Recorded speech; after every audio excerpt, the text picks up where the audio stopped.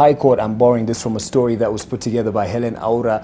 The High Court of Kenya on Friday ruled against the criminalization of same-sex relationships, and the decision maintains that the colonial era law, which classified gay sex punishable by up to 14 years. Now, the ruling made by judges Roslyn Aburili, Chacha Mwita, and John Mativo said that the Kenyan Constitution, and we can show some of the pictures, only recognizes marriage between members of different sex. The ruling comes as a huge blow to the National Gay and Lesbian Human Rights Commission, who had moved to court urging or arguing, beg your pardon, the Constitution violates their rights as every person is said to be equal before the law. The Kenyan government, backed by powerful Christian groups, is opposed to scrapping the ban on gay sex, having argued during court hearings just last year that it will lead to the same-sex marriage. The law against gay sex in Kenya, sections 162 and 165, was introduced during British rule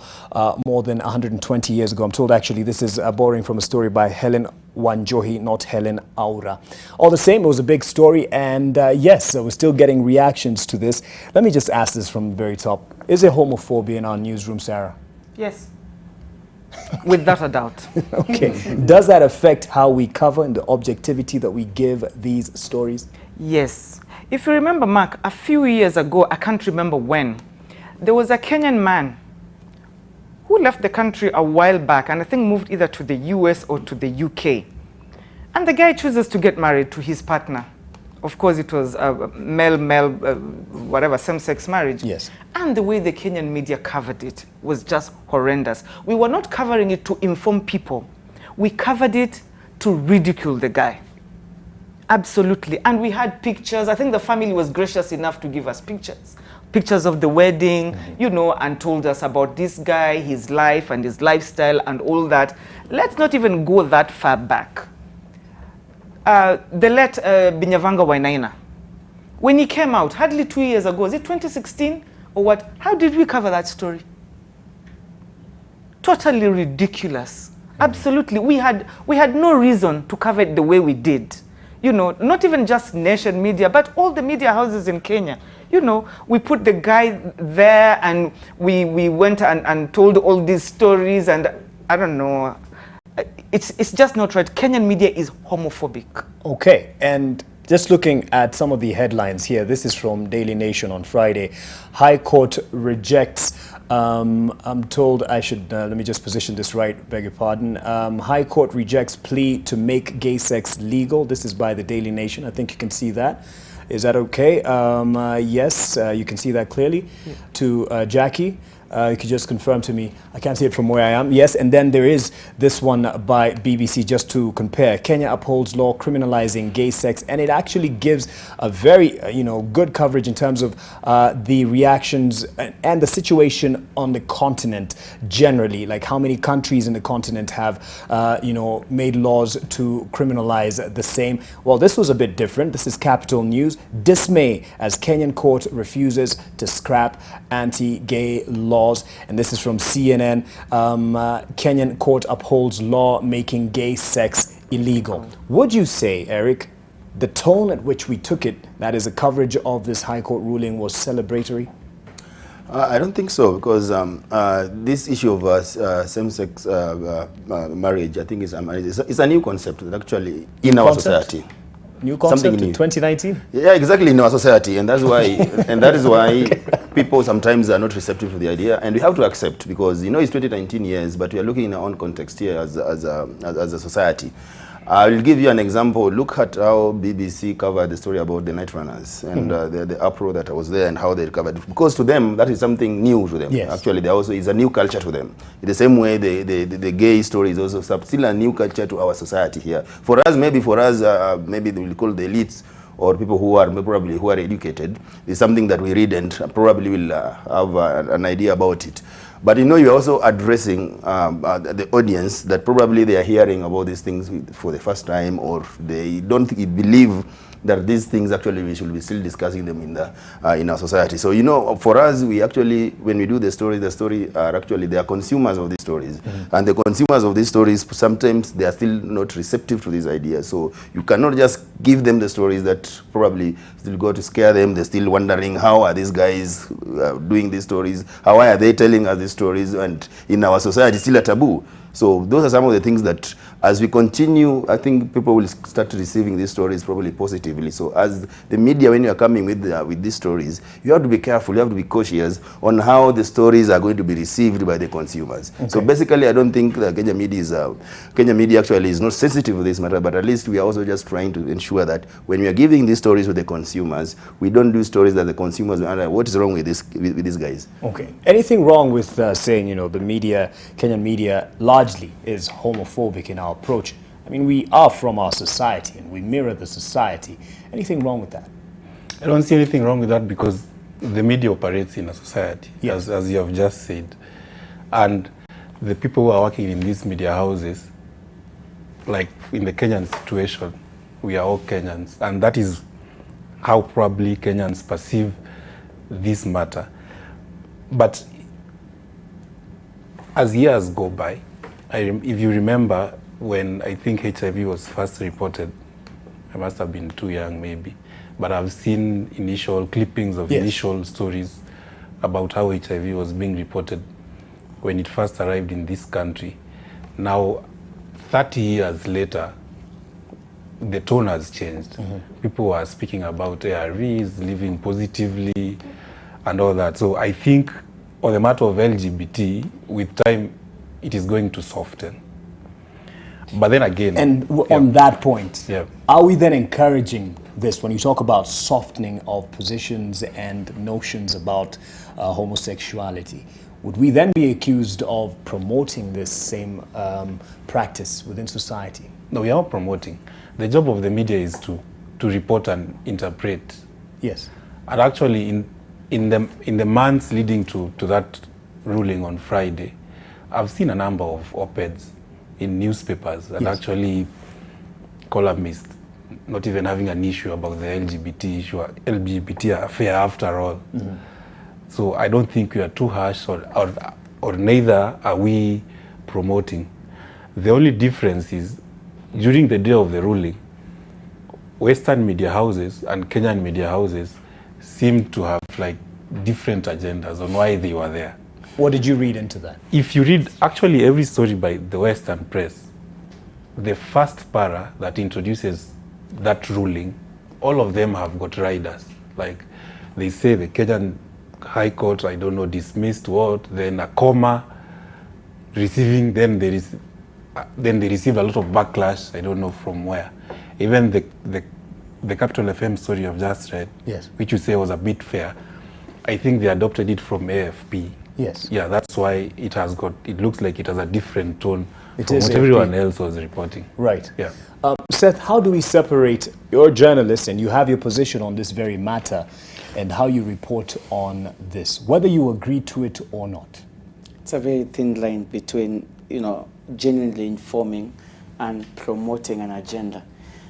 Let me just try and highlight what went down in court today. I was at the media center at the Milimani Law Courts, and we were just discussing with some reporters and journalists there, and they were telling me I was off last Friday, so I was not at the Milimani Law Courts to watch what went down, but they told me it was a beehive of activity. But even notably, they admitted that we have been biased. The editorial, the newsrooms have been biased towards covering this.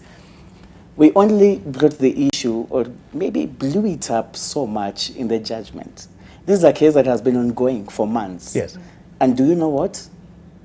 Like 90 or 99 to 1 of the media, the foreign media actually represented 99% in like the entire hearing process up to the judgment. And this is what they told me, and I'll quote them. They said, you know what, we got tired. We were covering this event, we were covering this case, we were writing the stories to our bosses. it was not seeing the light of the day, and so we got tired and we stopped. And so they would come with the story to the editor, and the editor says, no, it was not being enough. highlighted. But again, my boss once told me, and I don't know if this is factual or not. It's only in a situation in a war where journalists are allowed to take sides. Yeah. And I know this is a very sensitive issue, but like Achuka said, almost 90% mark of our consumers are Kenyans. Kenyans who have a culture, and they come from an ethnic belief, or you know what, there's something that they affiliate themselves with. And 80%, so to say, Christian. Yes. 80%. And so, you know, it's a very thin line, but Eric is here maybe just to highlight that more. But I was told by my boss, it's only in a situation like a war when journalists are outrightly allowed to take sides. Okay. Sarah, keeping in mind the audience and the people that we, broadcast to or send our stories to, that read our stories, we have to keep them in mind. This is a society that does not welcome this practice. So it's no surprise the tone at which we, give some of these stories. And we are part of the society. First of all, should I declare as a reporter whether I support it or not? Does it matter? No, it really doesn't matter. Because first of all, Mark, ask yourself, and let me ask you, Seth, you were there in court every single day that a judgment came, because I remember there was an earlier judgment about 2 months ago. Yeah. The people who were seated there in the courtroom, young Kenyans, old Kenyans, gay Kenyans, homosexual Kenyans were there. Yeah. I mean, those were Kenyans following a court case about themselves and about their lifestyles. There were no white people there. I didn't see any Muzungus there. I didn't see any foreigners there. They were all young Kenyans. And the pictures that came through on social media, they were crying. Did we even highlight that? Did we even say, these are Kenyans whose lives are going to be impacted by this ruling? We didn't bother. Did we as media go out and find out what percentage of Kenyans are gay, by the way, today? How many? Would they actually come out and say it? But they were there in court. How would you find out? They were- You go asking people, are you gay? Are you They gay? were there, but they were there in court. Would you say they are good representation of the Kenyan populace? Absolutely. And Within those were one the court? ones who were brave enough to come out. How many people are still in the closet because of the same things that the media is still perpetuating? Because let's just ask ourselves, how did that court get to, the case get to court? It was put there by Kenyans, by people who felt their rights are being infringed, by people who felt they are not being accepted as who they are. Remember the case of the young lady who was it the young man who was a transgender? I mean, it's the same issue. Whether we like it or not, these people are here, they live with us, this lifestyle is here, is amongst us, and the sooner we accept, they are, even if they are minorities have rights. Right. That is my opinion, by the way. So there's no point of hiding and saying our greater consumer is not gay. We don't know. By the way, we don't know. So let's not assume. All right. Let's not make assumptions. But we also can't ignore the society that we live in. I mean, 80% That is the Christian. society. Yes, 80% Even the Christian. Who says Christian. Christians are not gay? Yeah, it's said out there. I mean, that's not something I can say with facts and figures. I was But just going to ask Sarah, what's the thin line between informing and promoting an idea which, basically, even if you asked the guys who were in court, this is a general perception, yeah? And I'm just saying it's a perception. People talked in court last Friday, and from some sentiments from people, they were saying that this would only be genuine if it was not being driven by foreigners. And that was what was being said But was that at the truth? Milimani court corridors. the people who back this particular push that and was campaign. the perception, and you know, and they were even saying, how comes the foreign media is so much interested in this particular case? And the people who we talked to and who are giving opinions were saying, you know, if it were a genuine Wanjiku issue, but it seems like this was it's actually being driven by some foreign force. I don't know. But this was a genuine concern that Who was also the foreign force? Because the people who were there were not foreign. The people who broke down and cried were not foreign. They were Kenyan. But you have heard that the NGOs that are actually backing this particular campaign. That's where this particular narrative comes from. But Mark, so was the pro-democracy movement. Right. It was being backed by foreigners. Did we have an issue with that? Absolutely not.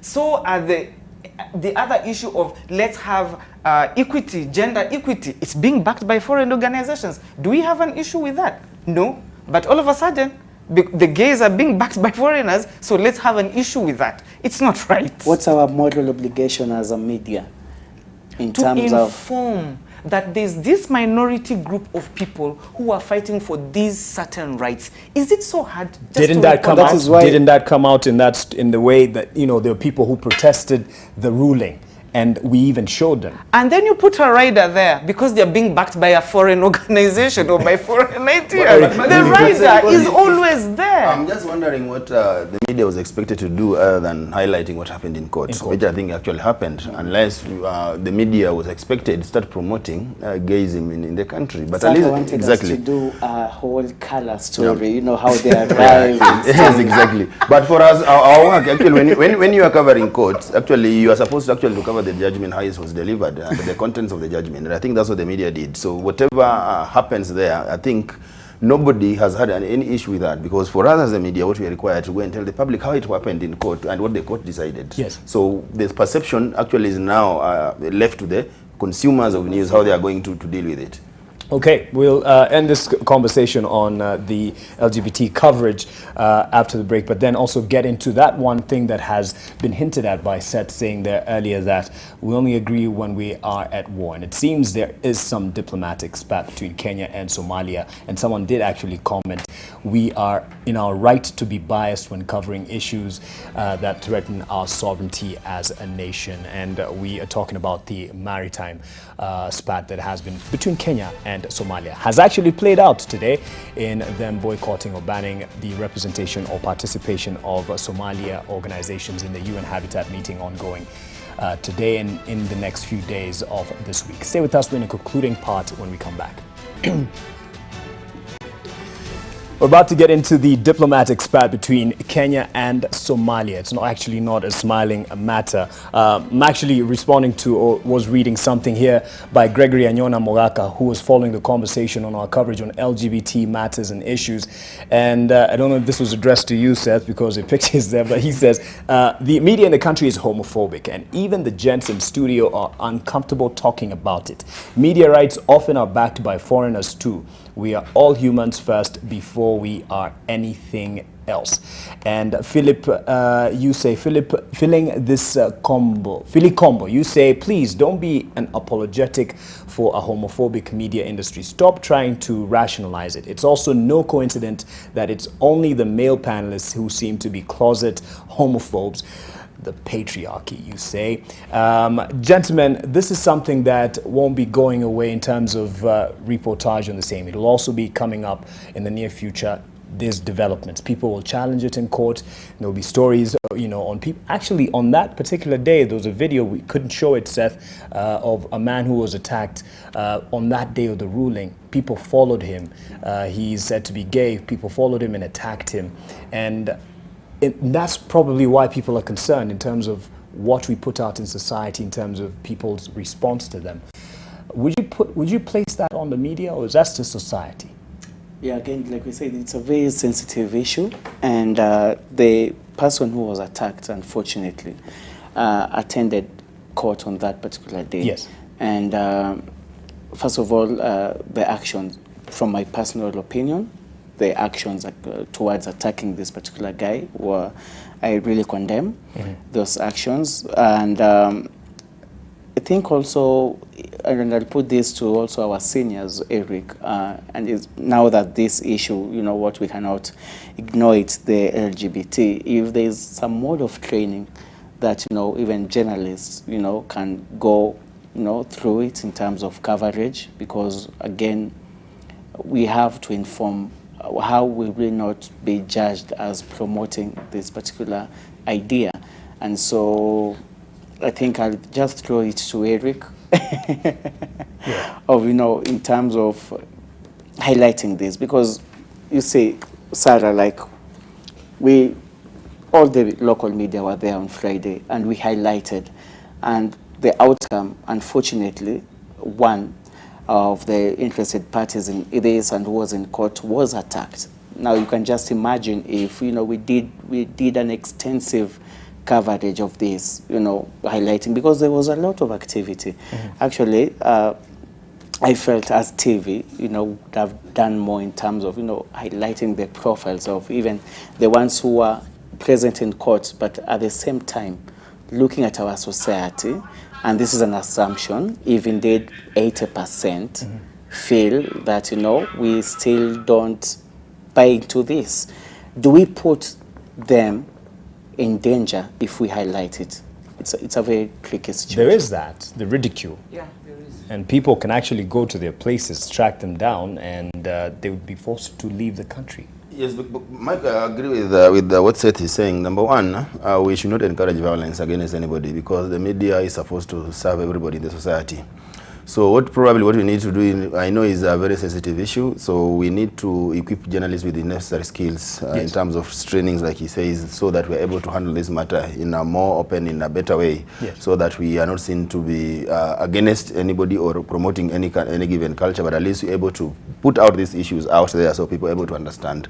So yes, I think there are several opportunities on training. It's something that we may consider, so that we are able to get the opportunities for training for journalists who are interested in this. It doesn't mean that only journalists actually who probably align to this are the ones who probably could attend, but we just treat it just like any other training for journalists to empower, to boost their capacity to handle this subject matter. Right. And just in conclusion, we're in a society that is very harsh against the gay community, the LGBT community, based on our history and our cultural environment, we could call it that.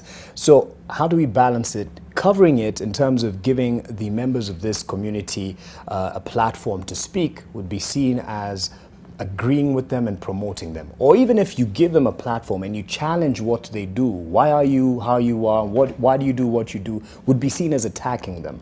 So how do we give that balance of fair, objective coverage on this, if there's anything like that? This is to Sarah, first of all. First of all, I would like to believe that we need to cover them as a minority group that is different from us. And in society, if you look at any society, there are people who are always different. First of all, you and I are different. Yes. You're male, I'm female. That already is an issue with some people. I'm Christian, you're Muslim. That already is an issue. You're straight, I'm gay. That already is an issue. I mean, so let's not put it, just because, I think the problem here is because it's a sexual thing. So we've made it a taboo. I think Achuka put it very, very well when he said, 30 years ago, when we covered HIV and AIDS, was totally horrendous. We have come so far, we've moved from a situation where we are calling people with HIV as victims. Today, they're living positively. I don't know, living with what? People who are looking forward to their lives. There's medication involved. Hopefully one day we are going to reach a place where even LGBT people will just be other people who are different. Their sexual preferences are different from other people. That's it. So we need to cover this thing like, first of all, treat this person, if they are professional, he's a doctor, she's a doctor, and this is what she does in everyday life. But the only thing that would make her different or make him different is that he's homosexual or he's gay, and that's it. But otherwise there's nothing else. Will be a Wanjiku, will be Kikuyu, Kamba, will be Christian, will be Muslim, will be, and then also gay, just like that. Okay, Vincent, concluding on this, and then we get into the diplomatic matters. I think it's just a matter of time. It's not something that we can force at the moment. Time changes so many things. At the moment, if we take what Sarah is saying, and if you start probably writing stories that look like they are promoting homosexuality and gay affairs, automatically people will judge you. And you as a reporter, first of all, people might start saying, you're either gay or you're not, because it's now an issue of you're with us or against us. Yes. Let us just give it time. Like when President Kenyatta was interviewed by the CNN probably a year ago, and he has been interviewed a number of times on this issue, all the time he has said that it's not really an important matter. Not a priority. Yeah, it's not a priority. To Kenyans. Yeah, yes. we have so many big issues. If we were talking about poverty the way we are talking about being gay right now, I think that it will have made a difference. All right. Yeah. This